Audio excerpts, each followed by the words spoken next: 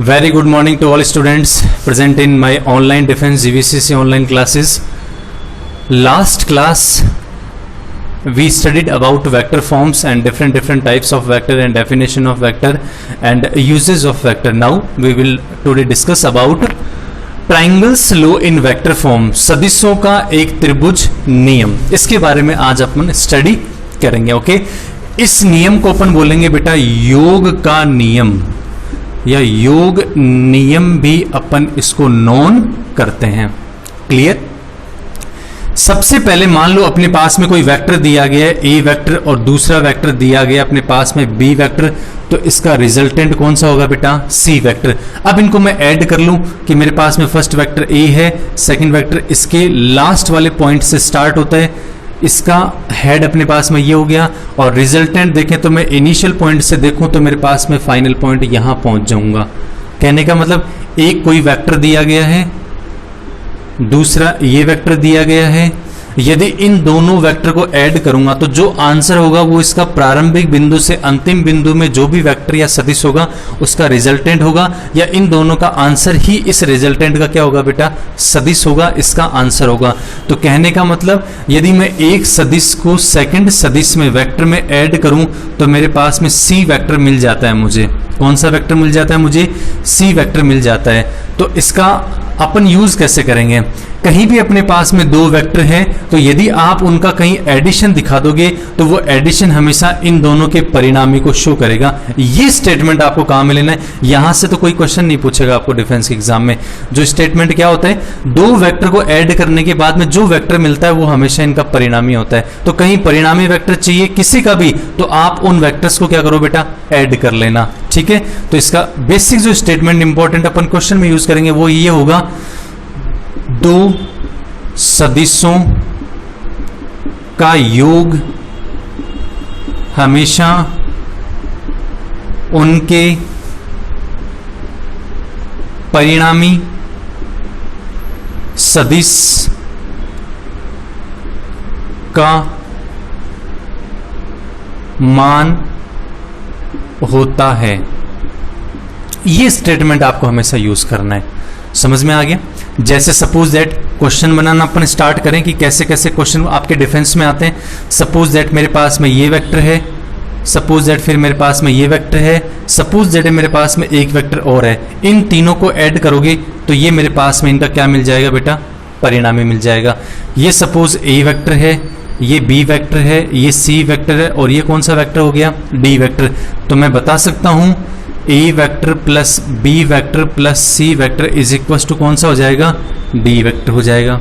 अब अपन ने यहाँ पे कितनी भुजाओं पे काम किया है? दो भुजाओं से परिणामी मिला है, मतलब तीन भुजाओं पे। तो इस नियम को बोलेंगे अपन त्रिभुज नियम। ज्यादा भुजाएं लेंगे तो वो चतुर्भुज भी बन जाएगा, उससे ज्यादा यदि अपन भुजाएं लेंगे तो वो एक बहुभुज बन जाएगा। लेकिन वो सारे कंसेप्ट यहीं से ओपन होते हैं कि जब भी अपने पास में बेसिकली कोई सदिश दिए गए होते हैं तो आप उनको यदि प्लस कर देते हो या ऐड कर देते हो तो वो एडिशन पे जो वेक्टर आपको मिलेगा वो उनके परिणामी को शो करेगा हमेशा, या उसका मान होता है। जैसे मैंने आपको सिंपल सा एक फॉर्मेट दिया है कि सबको ऐड करेंगे तो इसका परिणामी क्या मिल जाएगा? प्रारंभिक बिंदु से लेकर अंतिम बिंदु का जो मान होगा वो इसका परिणामी भी होगा और वो इसका रिजल्टेंट भी होगा। आंसर क्लियर हुआ? अब इसमें मैं कुछ और ओपन करने जाऊं कि सपोज दैट मेरे पास में ये वेक्टर फॉर्म दिया गया है ए वेक्टर प्लस बी वेक्टर, और इस सी फॉर्म को मैं इधर चेंज करूं तो ये हो जाएगा माइनस के सी वेक्टर इज इक्वल टू 0। कोई पूछे इसका ज्योमेट्री बना के बताओ।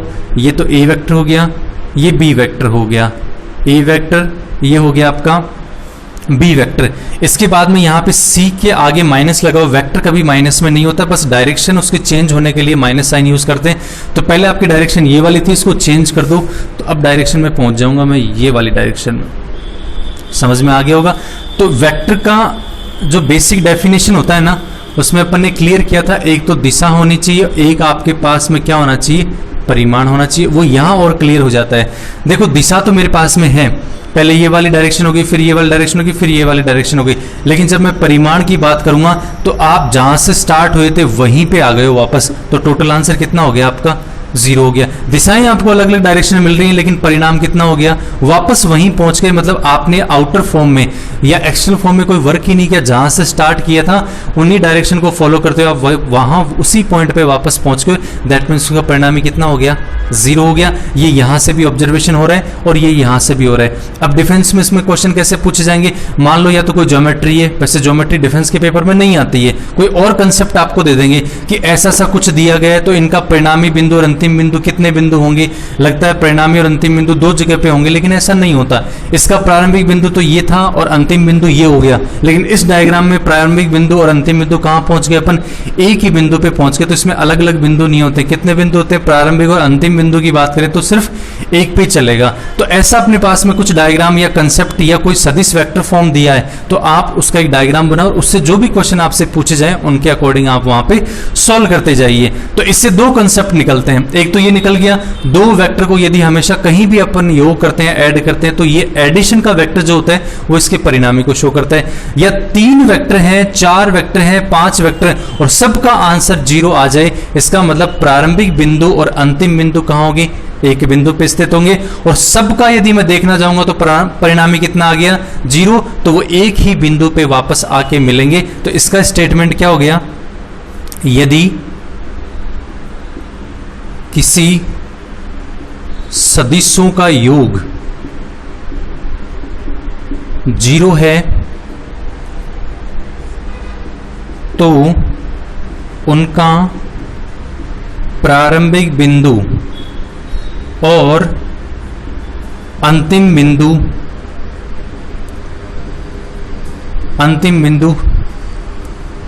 एक उभयनिष्ठ बिंदु होता है।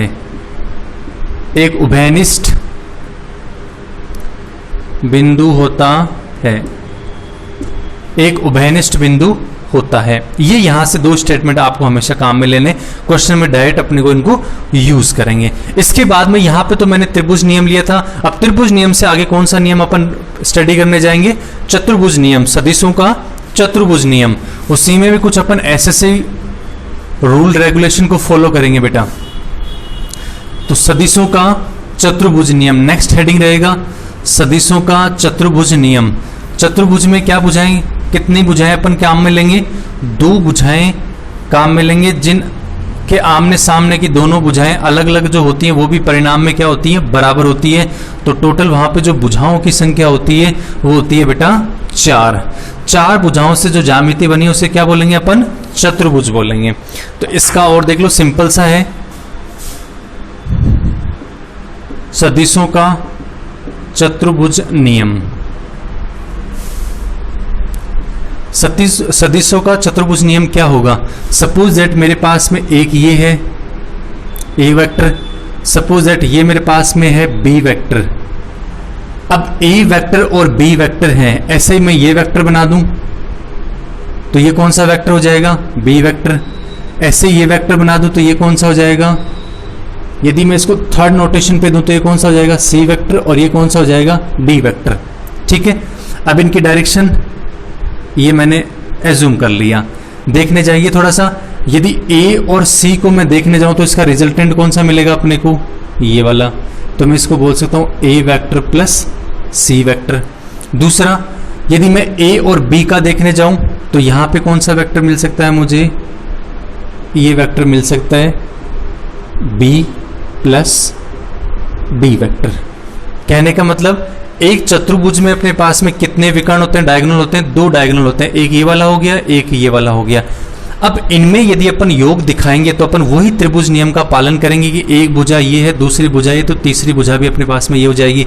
या एक भुजा ये चल रही है, दूसरी भुजा ये चल रही है, तो मैं इसको ये भी बोल सकता हूं कि बी प्लस डी का एडिशन भी किसके इक्वल हो सकता है, इसके इक्वल हो सकता है। तो यहां से क्या निकल के आया अपने पास में कॉन्सेप्ट, एक विकर्ण के लिए ए प्लस सी का योग भी हो सकता है और उसी विकर्ण के लिए बी प्लस डी का योग भी हो सकता है। इसका मतलब ए प्लस सी जितना है उतना ही कौन है, बी प्लस डी के इक्वल हो गया।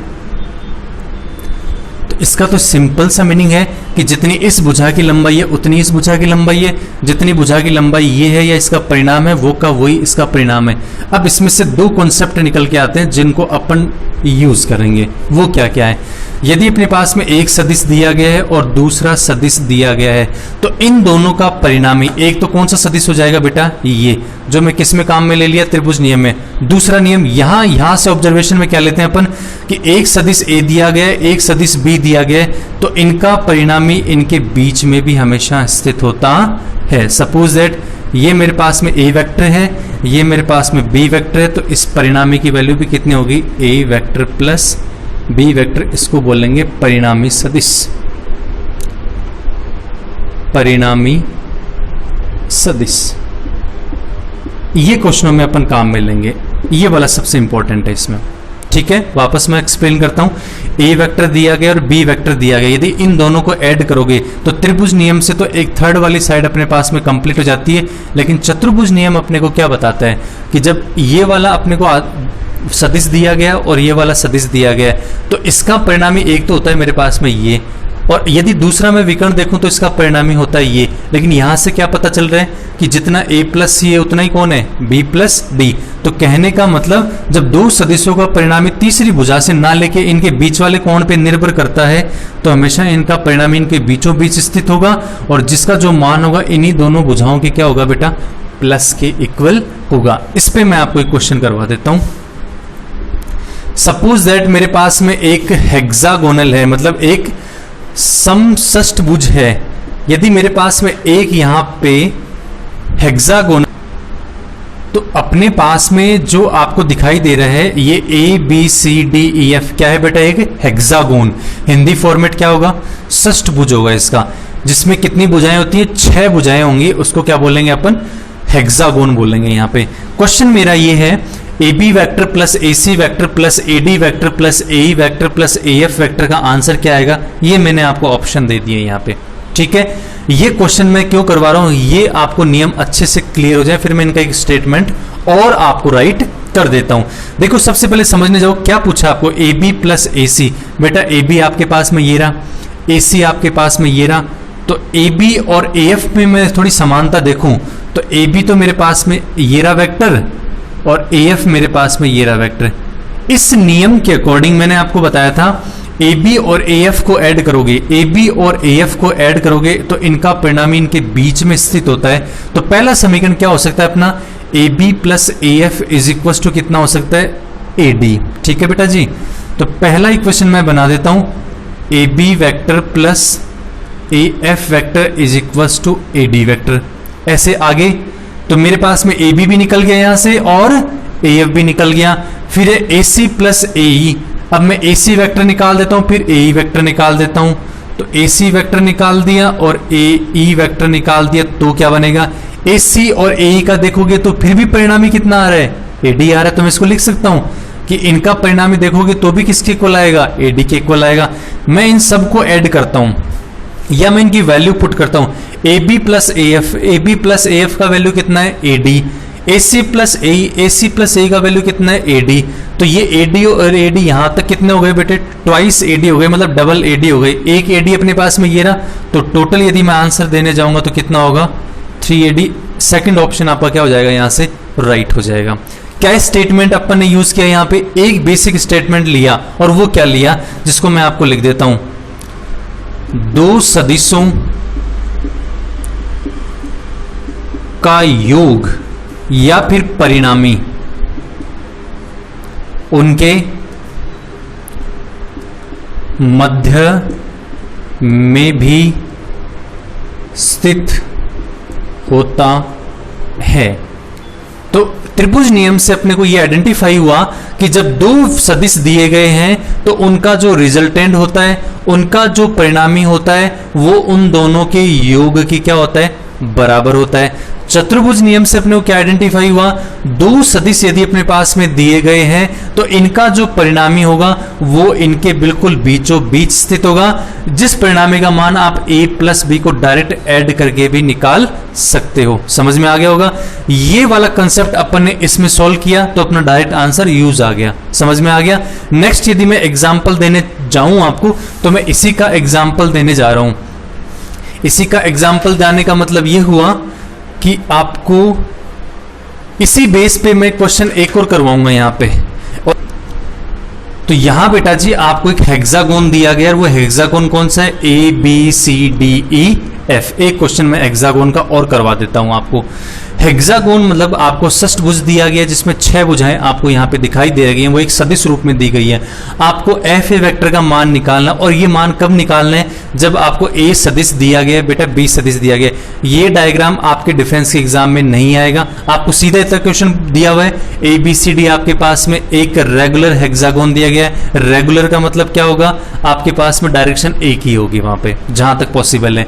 फिर आपको पूछ दिया जाएगा कि ए बी वेक्टर स्मॉल ए है, बी सी वेक्टर आपके पास में स्मॉल बी है, तब आपको F A vector find out करना है। और F A vector find out करने के लिए अपने को क्या करना है वो देखते जाइए आप। सबसे पहले ये देखो, एक जो हेक्सागोन होता है उसमें एक चीज आपको हमेशा ध्यान में रखनी है, वो क्या ध्यान में रखनी है, स्पेशल नोट में मैं आपको बता रहा हूं, इसलिए अपन ये क्वेश्चन कर रहे हैं। देखो एक इक्वेशन बनाऊं मैं, एफ ए, क्योंकि जो दिया हुआ उसको भी तो यूज करना है, तो मैंने बोला F A plus A B plus B C, इनको यदि अपन देखेंगे तो इस परिणामी को शो करेगा ये, ठीक है। ये मैंने पहले ही बता दिया था, जब भी आप कई वेक्टर्स को ऐड करते हो तो वो परिणामी अपने आप ही निकल जाता है उसका। तो मेरे पास में जो इक्वेशन बनी वो क्या बन गई यहां से, F A vector plus A B vector plus B C vector is equal to कितना हो सकता है, एफ सी वेक्टर हो गया। अब देखो इस वेक्टर में अपने को क्या करना है, ए बी वेक्टर दिया हुआ है, बी सी वेक्टर दिया हुआ है, स्मॉल ए और small B, F A vector चाहिए, बिल्कुल चाहिए। यहां से एफ सी कैसे भी करके हट जाना चाहिए। अब इसको हटाने के लिए आपको क्या ध्यान में रखना है, एक जो हेक्सागोन होता है, षष्ठभुज जो आपके पास में होगा, उसमें जो आमने सामने की भुजाएं होती है, मतलब विकर्ण के परस्पर बात कर रहे हैं, इसके सामने का विकर्ण कौन सा हुआ आपके पास में, ये हुआ। विकर्ण की जो लंबाई होती है और जो सामने वाली भुजा की लंबाई होती है, ये 1/2 के रेशियो में चलती है। मतलब ये आपका जितना होगा उससे डबल आपका विकर्ण की लंबाई होगी, जितना विकर्ण होगा उससे हाफ लंबाई इसके सामने वाली भुजा की होती है। ये आपको हमेशा ध्यान में रखना है। तो मैं इसमें लिख देता हूं, एक तो भुजा और एक इसका विकर्ण, इसका यदि कहीं अनुपात आपको मिलने लग जाए, वैसे अपन ज्योमेट्री में पढ़ेंगे इनके अनुपात भुजाओं के सारे, तो भुजा मेरे पास में जो होती है वो 1 पे चलती है, और विकर्ण मेरे पास में चलता है वो किस पे चलता है बेटा, 2 पे। ये आपको स्पेशली ध्यान में रखना है, किसमें होता है, हेक्सागोन में। मैं इसको यहां पे यूज करता हूं, तो मैं बोल सकता हूं एफ सी का जो वैल्यू होगा वो ट्वाइस ए बी के इक्वल होगा, क्योंकि ये भुजा है और ये क्या आपके पास में एक विकर्ण है। तो एफ सी को मैं लिख सकता हूं ट्वाइस ए बी। तो ये मेरे पास में फॉर्म बन गया, F A vector plus A B vector plus B C vector is equal to twice A B vector. Value put कर देता हूं मैं, एफ ए वेक्टर आपको चाहिए, ये स्मॉल ए, ये स्मॉल बी, और ये ट्वाइस ए हो जाएगा।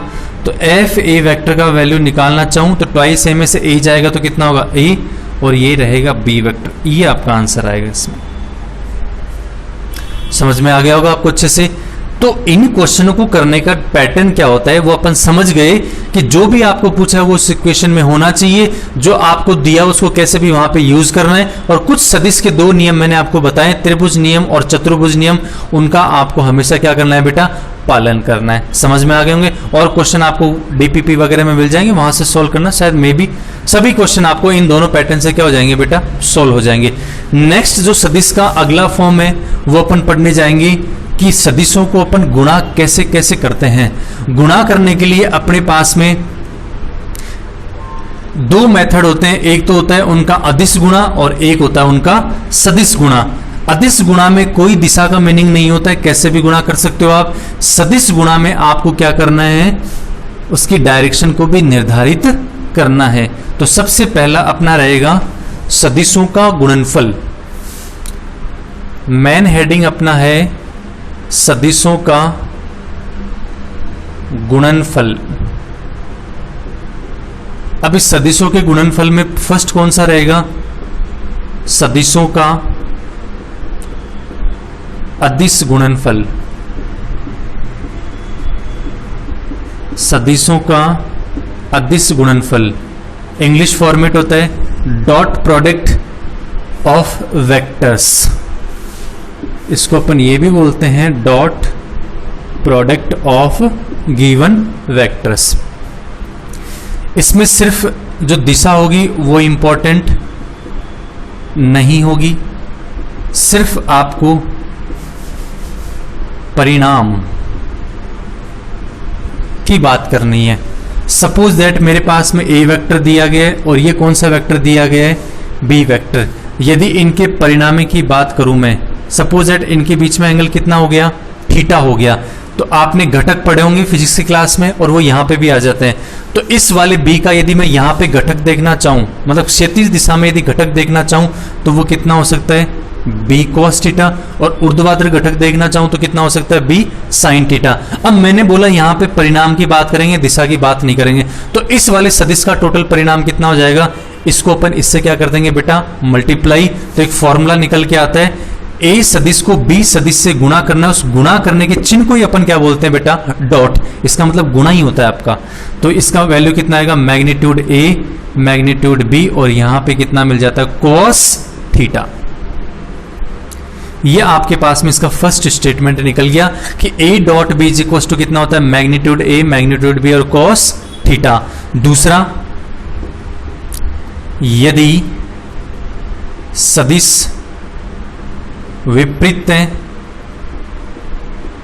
तो क्या होगा, थीटा इज इक्वल टू कितना हो जाएगा, 180। 180 का मतलब ये हुआ, यदि ए डॉट बी निकालना चाहूं तो मेरे पास में कितना हो सकता है, cos 180 माइनस मैग्नीट्यूड ए और बी cos कितना हो जाएगा, थीटा। वो आंसर किस में आ जाएगा, माइनस में आ जाएगा। मतलब 180 डिग्री की जो वैल्यू होती है वो कितनी होती है, -1। थर्ड, यदि मैं देखने जाऊं, आप ए को बी से डॉट करो या बी को ए से डॉट करो, दोनों का आंसर क्या रहता है बेटा, सेम रहता है। क्यों, cos minus theta, magnitude A magnitude B और cos यदि माइनस थीटा आप लोगे ना तो भी आंसर आएगा मैग्नीट्यूड ए मैग्नीट्यूड बी और cos थीटा। ये यहां से निकल के आता है। फोर्थ पॉइंट पे आता है, यदि सेम वेक्टर को मैं सेम वेक्टर से मल्टीप्लाई करूं, सेम वेक्टर को सेम वेक्टर से मल्टीप्लाई, तो एंगल कितना आएगा बेटा, 0। cos 0 कितना होता है, 1। तो ये आएगा मैग्नीट्यूड ए फिर मल्टीप्लाई में मैग्नीट्यूड ए, टोटल कितना हो जाएगा, मैग्नीट्यूड ए का स्क्वायर फॉर्म हो जाएगा। नेक्स्ट, यदि मैं फिफ्थ पे देखने जाऊं, यदि दोनों लंबवत हैं, यदि सदिश परस्पर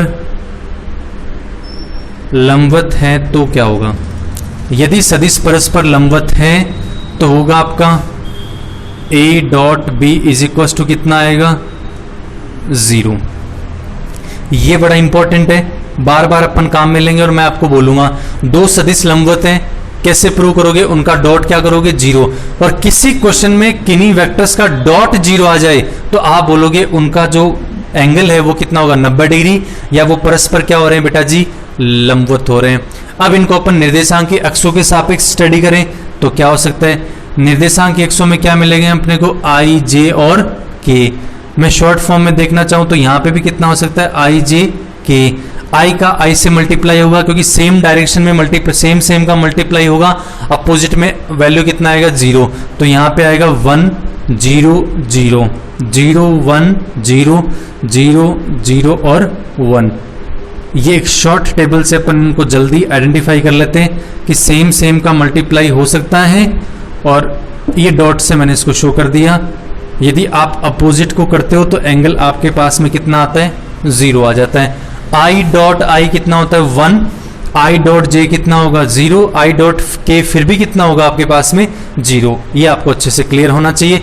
न्यूमेरिकल्स या क्वेश्चन में अपन क्या करेंगे बेटा, इनको डायरेक्ट यूज करेंगे। नेक्स्ट एप्लीकेशन पे चलें अपन।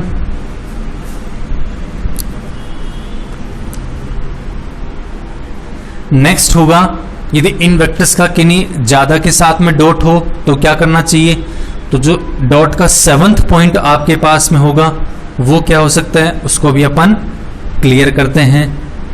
7th में आपके पास में है ए डॉट बी प्लस सी, तो आंसर क्या होगा, डॉट दोनों से ओपन होगा तो ये हो जाएगा A dot B plus A dot C. Next,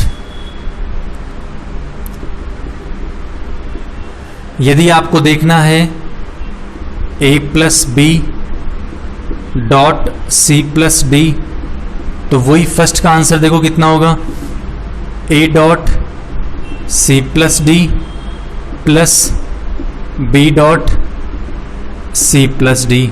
अब इनको ओपन करना चाहोगे आप तो हो सकता है a dot C plus a dot D plus B dot C plus B dot D हो जाएगा। नेक्स्ट इनका एप्लीकेशन आप देखने जाओगे 9th नंबर का, तो वो आपका आएगा प्रोजेक्शन। प्रोजेक्शन का मतलब आप क्या समझोगे बेटा, प्रक्षेप। प्रक्षेप का मतलब ये होगा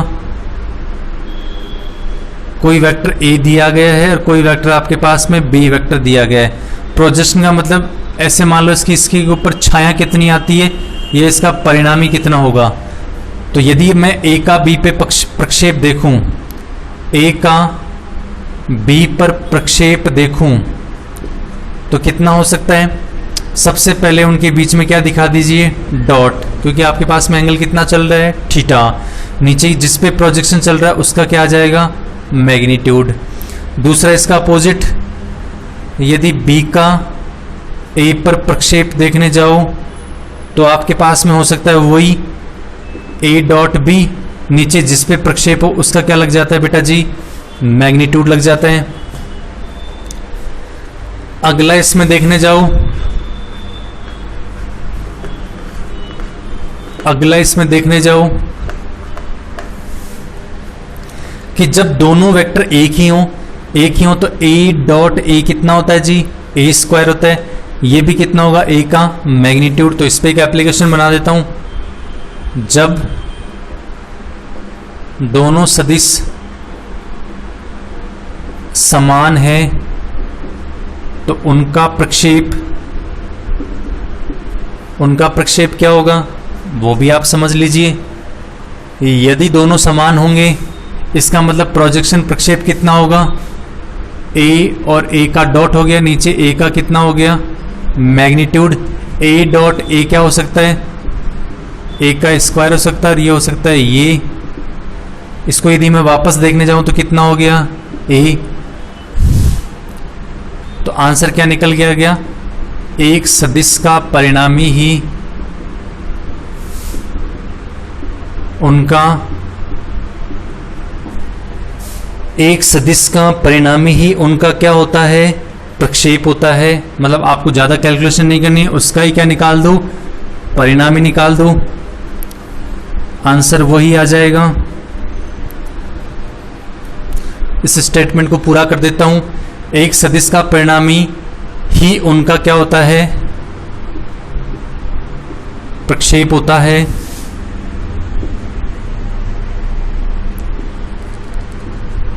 समझ में आ गया होगा। क्वेश्चन यदि मैं देखने जाऊं, सदिश a दिया गया i प्लस जे प्लस के का प्रक्षेप इसी सदिश पर क्या होगा, इसी सदिश पर क्या होगा। तो आपका आंसर क्या रहेगा, इसी का ही परिणामी निकाल दीजिए बेटा जी। परिणामी कैसे निकालते हैं, फर्स्ट का स्क्वायर प्लस सेकंड का स्क्वायर प्लस थर्ड का स्क्वायर। आंसर कितना आ जाएगा, √3। नेक्स्ट, जब दोनों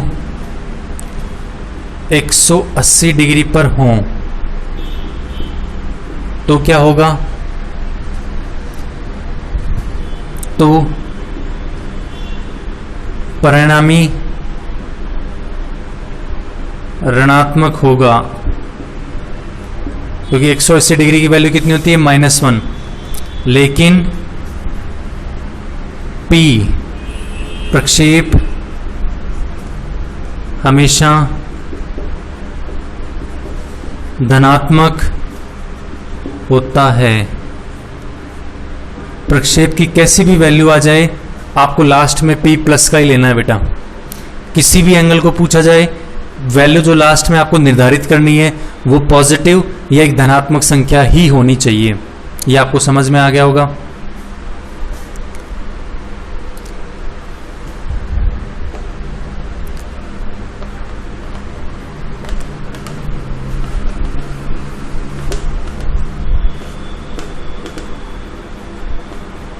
नेक्स्ट इसके रूल रेगुलेशन नियम्स पढ़ने जा रहे हैं, उनमें कुछ और हैं वो भी अपन कंप्लीट कर लेते हैं।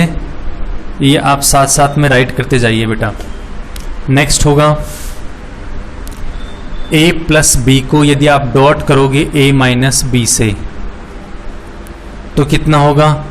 ये होगा बेटा a डॉट a, ये होगा a डॉट a, फिर होगा माइनस का a डॉट b, नेक्स्ट होगा b डॉट a, फिर नेक्स्ट होगा माइनस का b डॉट b। तो मैं इसको ऐसे लिख देता हूँ एक बार तो ओपन वे में, a dot a plus a dot b, और वो किसका आ जाएगा साइन यहाँ पे? माइनस का, प्लस b डॉट a और नेक्स्ट आ जाएगा b डॉट b।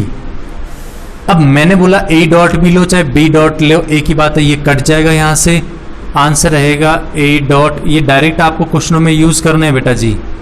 तो इसका आंसर होगा मैग्नीट्यूड a का स्क्वायर और मैग्नीट्यूड b का स्क्वायर। नेक्स्ट इसका एप्लीकेशन, यदि दोनों समान दिए गए हैं तो क्या करना है? यदि दोनों समान दिए गए हैं तो क्या करना आपको? कहने का मतलब a प्लस बी को a प्लस बी से ही आपको डॉट करना हो तो क्या करना है? a डॉट a आ जाएगा पहले, प्लस a डॉट b आ जाएगा, प्लस b डॉट a आ जाएगा, प्लस b डॉट b आ जाएगा। इसको देखना चाहूँ तो ये ऐसे भी हो सकता है, a का square plus 2a dot b plus b का भी क्या हो सकता है बेटा जी? स्क्वायर। इसको मैं इधर एक साथ लिखना चाहूँ तो ये ऐसे भी हो सकता है, a सदिश b सदिश का स्क्वायर। या तो आप ऐसे ओपन कर लो या ऐसे ओपन कर लो। अब इसमें कुछ स्टेप्स ओपन आती है, दोनों समान हो तो, दोनों समान हो मतलब ये a स्क्वायर, ये फिर a स्क्वायर हो जाएगा, ये a स्क्वायर हो जाता है, a स्क्वायर और यहाँ पे 2a स्क्वायर, टोटल कितने हो जाएंगे अपने पास में? 4a का स्क्वायर लग जाएगा। वापस दोनों समान है, ये भी a, ये भी a, ये भी a और ये भी a, तो a स्क्वायर कितना हो गया? 2a square. यहाँ पे कितना होगा? 2a डॉट a क्या हो जाएगा? a square. तो टोटल कितना हो जाएगा? 2, 3 और 4a स्क्वायर। अगला, दोनों लंबवत हैं, दोनों लंबवत हैं तो आपका आंसर रहेगा मैग्नीट्यूड a का स्क्वायर और मैग्नीट्यूड b का स्क्वायर। समझ में आ गया होगा बेटा आपको अच्छे से। ये कुछ डॉट प्रोडक्ट की एप्लीकेशंस हैं जो आपको डायरेक्ट ध्यान में रखनी है। डॉट प्रोडक्ट में किसी सदिश को किसी सदिश से अपन गुणा करते हैं तो पहली बात है सेम का सेम से मल्टीप्लाई होता है, यदि अपोजिट का मल्टीप्लाई होता है तो आंसर हमेशा कितना आता है बेटा? 0 आता है। क्लियर? यदि अपोजिट में अपन और सेम में एप्लीकेशन देखें तो मैंने आपको कुछ रूल रेगुलेशन बता दिए जिनको आपको डायरेक्ट क्या रखना है बेटा? ध्यान में रखना है। समझ में आ गया होगा अच्छे से। नेक्स्ट क्लास में अपन इसका पार्ट करेंगे बेटा, एक तो क्रॉस प्रोडक्ट और कुछ इसकी शॉर्ट फॉर्म्स रहेंगी उनको कंप्लीट करेंगे। ओके बेटा, थैंक यू।